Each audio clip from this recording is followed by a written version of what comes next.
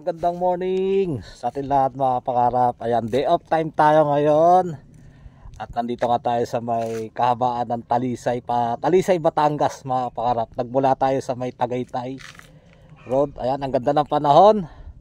At ayun nga mga pangarap, papakita ko sa inyo yung ganda ng view dito sa Talisay, Batangas, papuntang Sampaloc, Batangas. Ayan mga pangarap, at pupunta ka tayo doon dahil bibili tayo ng isda na mabibili natin, tilapia, bangus o ano man mabili natin. Kaya bago doon ay papakita ko sa inyo mga pangarap yung ganda ng view dito sa going Talisay, Batangas. Ayan, papakita ko sa inyo at napakaganda ng view. At dito nyo makikita yung taal ng Batangas mga pangarap. Ito, dito tayo sa may kahabaan ng road Talisay, Batangas.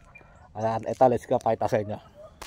Ayan mga pangarap, walang halong biro at ang ganda nga ng tanawin dito sa may Talisay, Batangas. Ayan, ito yung pagbalik Patagaytay at ito yung Talisay, Batangas. Ayan, sa mga bababa rito, ingat tayo kasi medyo pakurbada yan.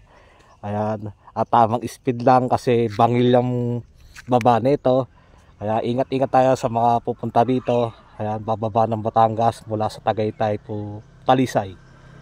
Ayan, yung view ang hanap nyo at gusto nyo makita yung ating pinagmamalaki sa Pilipinas na taal ng Batangas. Ayan, yun siya mga pangarap. Ayan, ito bulkan din daw yan hindi natin masabi anong kwento nyan. Ayan, pero yung bulkan talaga ayun doon sa kalakihan ng lava. Ayan, ayan. Ayan, napakaganda ng view, napakasarap tignan, nakaka-relax. Ayan, at ang ganda pa ng panahon, talagang sikat pa ang araw. Ayan, makikita natin ganda ng taal.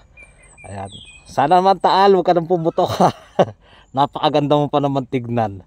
Ayan, ikaw pa naman ang dinadayo ng mga turista rito. Ayan, sana maging okay ka na, gumanda na, bumalik na sa dati.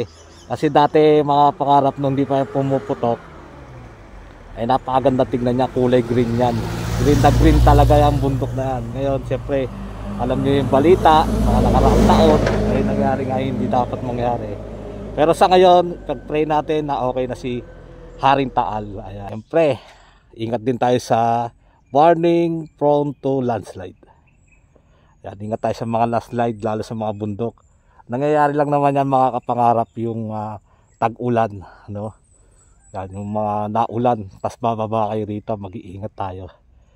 Ayan, magandang morning. At syempre kasama natin ang ating nagmamalaking Automos Prime.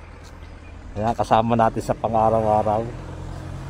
Ayan, ingat tayo palagi, magandang morning at tuloy na tayo sa biyahe pababa. Let's go!